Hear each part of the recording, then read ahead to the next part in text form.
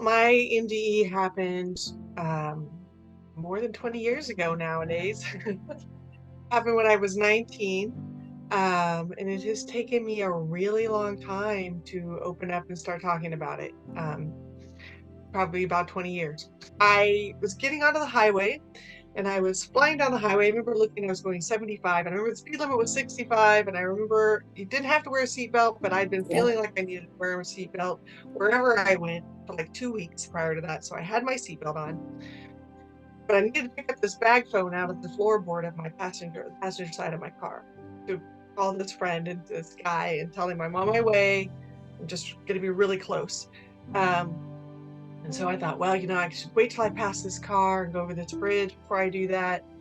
And I was over the bridge and I was just about past the car. I'm like, okay, I'm going. And I take off the seatbelt and I reach over to the passenger, come up and bring up the phone. And as I'm coming up, I come close to hitting the car that I was passing. So I swerved to miss. And at that point, my car nosedived into the median. I flipped end over end across the median. These are wide, like two lanes of traffic wide median, then across the other 2 lanes of traffic, and was thrown from the car. They found me about 40 feet from the car, face down and turning blue. Miraculously, the car behind me was a nurse, and in the car, for the first car from the next direction, was also a nurse. So thank God. Two nurses on the scene immediately, and they basically said that they just tried to hold my airway open and as best they could.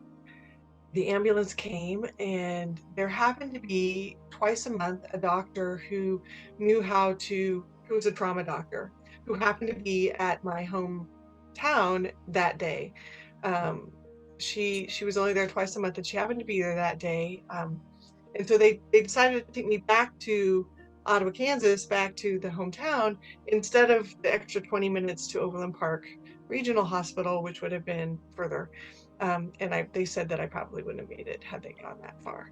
So they took me back, thank God for the trauma doc, to Ottawa, and then they intubated me and flew me by flight to Kansas City to Research Medical Center, or Adept Hospital, to handle this situation. I remember none of this. I'm just giving you kind of the down low of what was happening on this side. I do remember, I've had memories come back of sort of trying to see my body being out of the body. It was a really white, cold day there in Kansas, which is very gray, and the sky is white, and looking down at my body and just sort of like trying to get in there, lots of lights, lots of colors. And remember getting back in and being like, this is useless. This is pointless. This doesn't work. There's nothing in here. It's an empty, it's a shell, and then just getting out of body. And I don't really remember a lot after that of the transfer to Meadowbrook. Basically, on this side, what happened was that I was in Meadowbrook Hospital for about 3 or 4 weeks in a coma. I started coming out right about when they were transferring me, and they transferred me to Meadowbrook Hospital in Gardner, Kansas, on February 10th. I just happened to run across that date the other day. And that's where I started my rehab. Now, what I remember is I mentioned seeing my body and all of that, but what I really remember is waking up and looking around and being in this white, white, white room. It was like, I don't remember a lot of furniture. I don't remember a lot of people. I just remember it was like this white sort of space, and there were 6 beings, 3 on either side of me, looking down at me, and they were really bright white light and very tall and just sort of glowing. Maybe they were angels. I don't remember wings, but maybe not all angels wear their wings. I don't know. They were, and they slid their hands under me, and they helped lift me up. And then I remember standing there in the room with them, and it was so incredible. It was like this amazing feeling of love. It's like everything's okay. And it's like, and they were like my family, like the family without the baggage, like with no judgment, no baggage that we all have here with family, you know, like real family. And I was just moved. And I remember they showed me what I had come to do. I wish I could remember that perfectly. And everything happened sort of telepathically. It didn't really happen through words, but I tried to best to put it into words, and it all sort of is mixed together. But I'm going to try to make it, you know, linear. Um, so they showed me what I'd come to do, and I did remember when I woke up from the coma, the one thing I was here to do was to help people find their way home, to know where they were from, and to come back and find their way home, and to wake up, um, and and to heal. Um, and they showed me what I had done up to that point. And this isn't like judgment. This isn't like, you know, oh, you bad. I mean, any negative feelings I felt was because of judgment of myself. It was that I felt what it felt like to be the recipient of what I was doing. And you know, I thought about this, and it's like, these were moments when I was not acting from love, from a place of love. I just remember seeing, I remember, you know, when you think about a past situation and you sort of remember yourself in that, and you sort of feel it, and you sort of memorize what that feels like, and you sort of the images flash through your mind. It was a lot like that. But what was different was that I felt how others felt when I was with them. And I hadn't felt that on earth.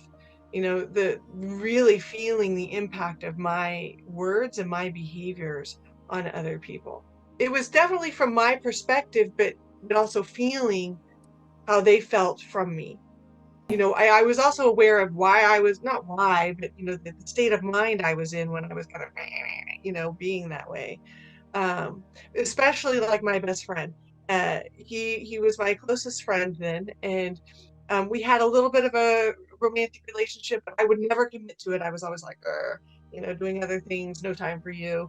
And I especially recognized how my behavior had hurt him, you know, um, especially remember that. Um, I don't remember a lot of them showing me a lot of things from like childhood stuff. Um, I'll have to sit with that. But especially with people that were more in my life at that moment, you know. Um, and then they showed me what would be possible from here on out. Sort of like, you know, I had come for a reason, and was this going to be possible to continue? And if we did continue, it was going to mean some serious changes. Um, is it going to be possible to I can't think of the word, like recuperate, to fix what's been done? It was kind of a knowing, you know, it was kind of like they were discussing it amongst themselves. And I was being shown it to just sort of have my awareness to it. Um, that's what it felt like then. I've since sort of understood a little bit more deeply that perspective, and I'll go into that. But back then, no, it didn't feel like I had much of a choice. It felt like um, they were kind of discussing, okay, do we just renege this contract? Do we just start over, or do we like send someone else in her place? Then they showed me the effect of my not coming back would have. And they showed me how everything's connected, and how the best I've been able to describe it is like looking out of a window of an airplane at night over a city, and you see all the lights of the city, and that like each of us is one of those lights, and we're all connected through the wires and through the network. And that if one light goes out, creates a power surge that affects all the lights around them, and even some lights, you know, far away. And that if I were to choose to leave, then it creates that power surge.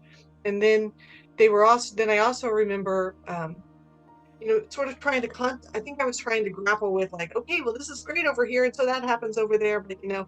And so they were sort of giving me opportunities to see also like concretely what was happening on this side. And I remember looking from the corner of my hospital room down at my body, kind of like there was the door and then the body, and then I was kind of up here in the corner.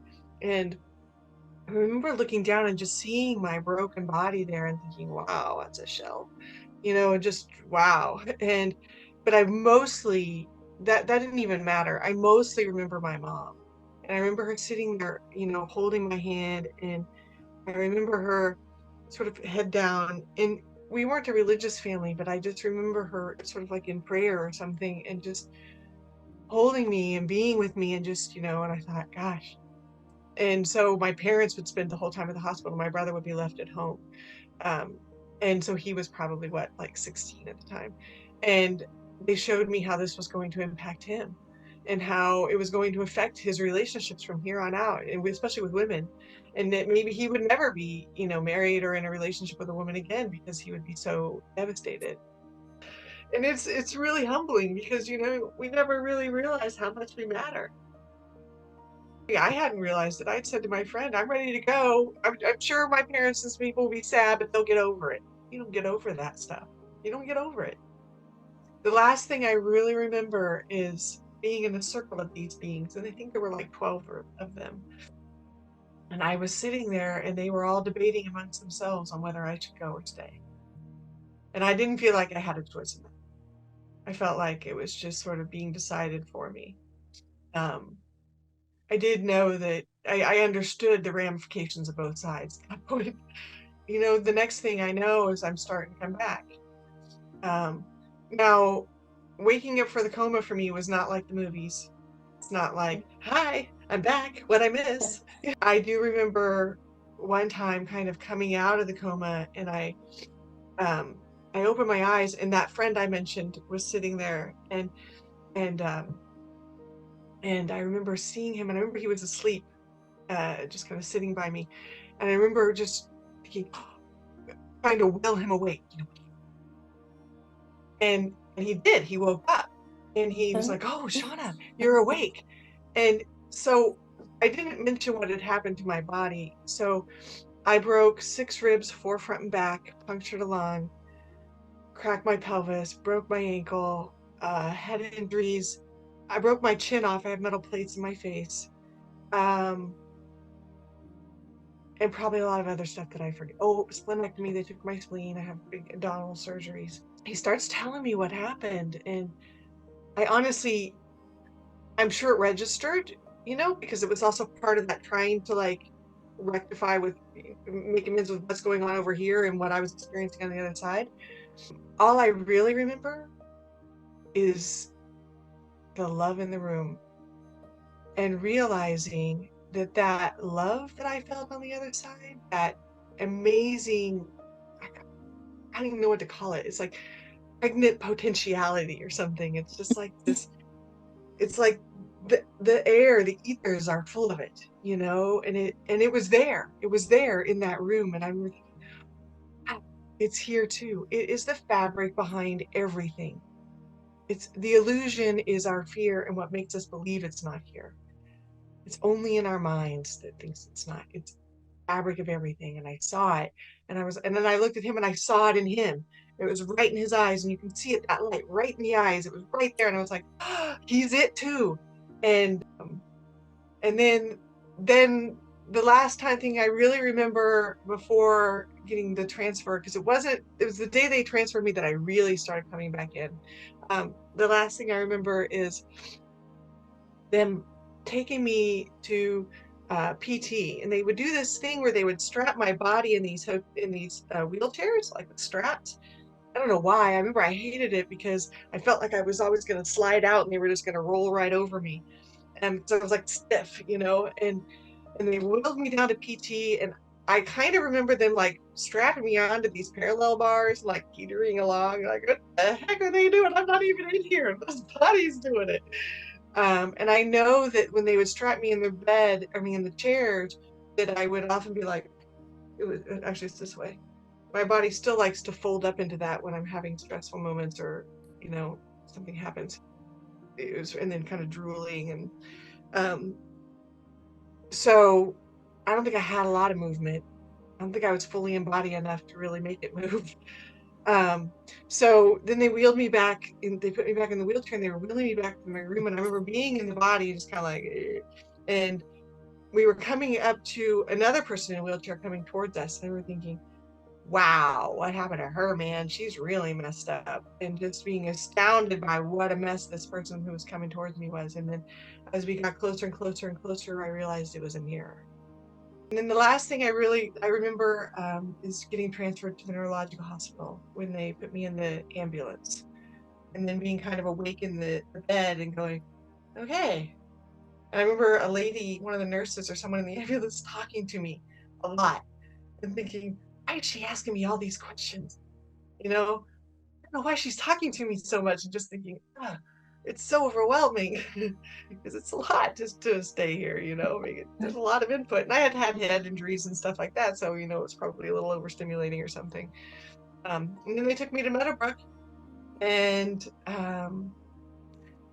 I pretty much remember from that point on, especially that first day, they gave me my first bath. And I was always one of those people where baths were my way of like sort of decompression. And my mom said she would always beg them at the hospital, can we give her a bath, please? I know that's going to help. And there was too many tubes coming out of me that there was no way they put me in a bath. All they would do is sponge me down, or they'd give her a bowl and let her wash my hair or something. But um, but there they had this thing where they strap you in this chair and it goes me, and then they spin you over this like sardine can, and then it goes me, and settles you, and you're kind of strapped in, and it settles you into this nice bubbly hot water. And I'll tell you, from that point things started coming back. I started waking back up in the body.